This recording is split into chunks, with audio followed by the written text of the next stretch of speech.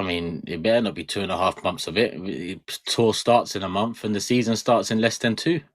So I'm not giving them 2.5 to get it done. I don't want to be doing any business between game week 1 and deadline day.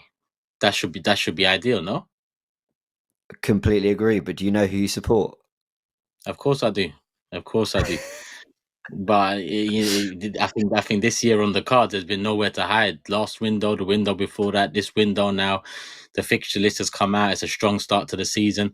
So the club need to do what they need to do. You know, if they've really learned off of that first, let's say, moving into the Emirates up until Be Excited, if they've really learned anything of it, then we will see it in play, because far too often this club have left it to the last couple of weeks. Arteta came in a panic. I think 4 or 5 players came in over a course of 48 hours after we got smoked 8-2 by United. So I'm much more used to that from Arsenal, but I will still demand what needs to be demanded from a big club in this position, not just Arsenal, just in general. Yeah, and rightly so. Do you know what? Yeah, I thought we had a really good debate on Forever Arsenal last week, where we were debating Sesko-Gyokeres, how quickly our business is going ahead or whatever. And I thought I took a different stance to the three of you, to be fair. But the one thing that is absolutely winding me up is not no one. Very few people actually have a clue what's going on, and very few updates are actually really updating us on anything. And I totally appreciate that journalists are constantly pestered for information, and it's hard they can't make up information. But, even just this morning, Sport Build came out with, Arsenal and Sesko have reached an agreement. They're kind of aligned. To think, well, that's something. And then for Rich Romanos to come out and sort of say, well, actually, that's not where we are. It's like, this is all in the space of 7 hours. It just does my head in. It's like, what I mean, not even that one piece of kind of key information can even be established quite clearly. And there's so many others coming with so much. And there's the Gyokeres stuff, and everyone ultimately then falls back on, well, they're choosing. And it's like, I'm not sure they're quite choosing. I think they're probably still establishing the deals, but can we get a little bit more detail on what exactly there is they're looking for? But I appreciate that's difficult to do, because Arsenal will keep things internal. And that's the bit I find really frustrating, Turkish. It's like, that wasn't an update. And actually, it was just, I don't want to say a lie. Someone must have genuinely thought they had that information on a Sesko agreement, but within like 5-6 hours, like, that's put to bed. It's like, oh, sorry, that's not actually true. And you're kind of back at square one again. Yeah, I mean, that's part and parcel of the window. And when you're an Arsenal fan, we're used and abused the most in transfer windows, in my opinion. I agree. Mainly because we go mad the most. We get excited the most, and we click the most, and we get carried away the most. And these people play off of that.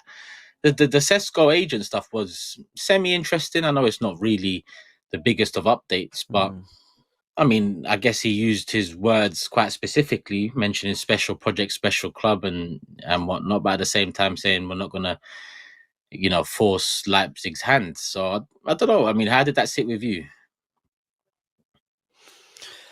Do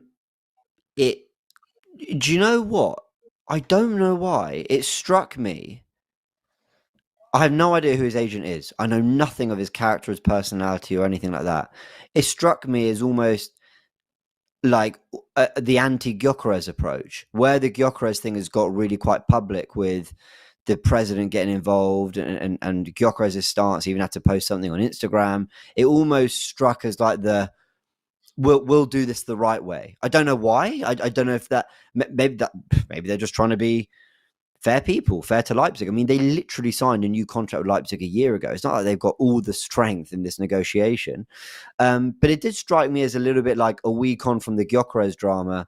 No, this is how we do things. I don't really know why. I mean, I'm probably looking at it through the lens of an Arsenal fan who's kind of following the two things. They probably don't really give a shit about the Gyokeres side of things. But you know where I'm coming from with that? I don't know. It felt a bit like, oh, that's the complete opposite to what we heard a week ago on the other side. Yeah, you'd think the agent especially would be more forthcoming with at least a little through ball on things, rather than kind of being the low block that the through ball is trying to get through. He's kind of added to that. And when you counter it with the Gyokeres stuff, again, it kind of leans into, hold on, brother, you're 22 years old. You haven't bagged over 14 goals in Bundesliga. Do you want to come to Arsenal Football Club and challenge for league titles and potentially take us over the line or not?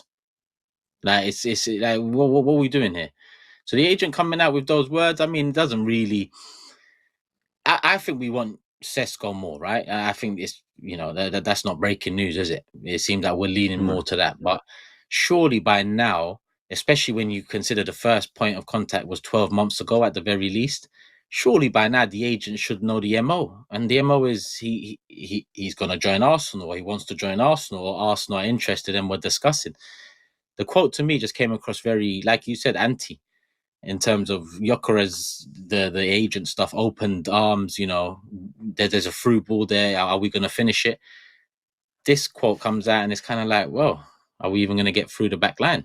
Because this is meant to be the guy that we, we've put as the number one target. This is the guy we kept the powder dry for, no? So how 2 weeks into June is his agent a bit confusing with his words? I don't know. Yeah, it also didn't strike me as something that was moving particularly quickly. It struck me as this could still be a few more weeks. Like, it wasn't like, my client is happy at Leipzig, but we're listening to opportunities and we'll have an answer for you all soon on his future. It wasn't even like that, which could have been respectful, but also letting us know that we're getting somewhere. And look, again, he can't make up that they're further along than they are.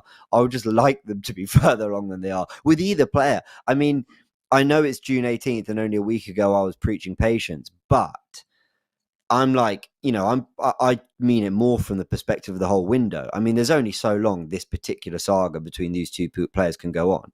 I mean, really, I guess the point was like, what are we doing here?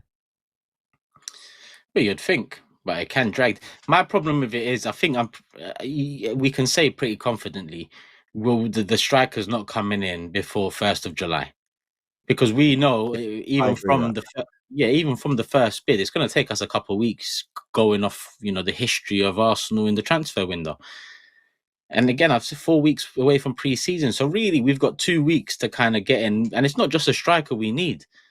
That's why it's not panic. I'm not saying panic, but that's why it's kind of frustrating so far, because we've got quite a bit of business to do. Equally, Liverpool had quite a bit of business to do, but 3 of their 4 main gaps have been plugged real early, and they can take their time with the last one. I can understand taking time, market opportunities, see what dominoes fall into place for you to, potentially knock the next one down. I get all that, but you can't rely upon that. And we know we need 4, 5, 6 players if we're looking at squad anyway. So, get the moving, like get a bid in, at least get a bid in. Until we get a bid in, like I said, there'll be at minimum 10 days after that anything signed, sealed, delivered. And that's probably being nice saying 10 days. The media team take about 2 weeks to create the video. So it's all mad. Bro, Cecil's dance is out quicker than Cecil's dance is out, ready to go, and it's the Arsenal media team that are the ones that are holding it all up. This guy has to welcome 2 players, we think, at the moment, Zubimendi and Kepa, and they're both Spanish.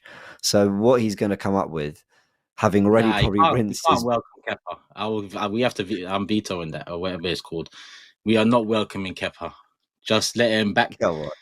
There it is, mate. There's the changing room. This is where you're going to be. If we need you, we'll call you. Hopefully we don't need you, and that's it, bro. We don't need to welcome him. Don't have Cecil prancing about for Kepa. Fuck. Oh my God. No, we can't do that. Or just do the Zubimendi one, and at the end, just hi Kepa. Quickly, just move on. Just straight. Oh, fancy seeing you here. Let's move on. This is Cecil we're talking about. Yeah, he's going to get creative with it.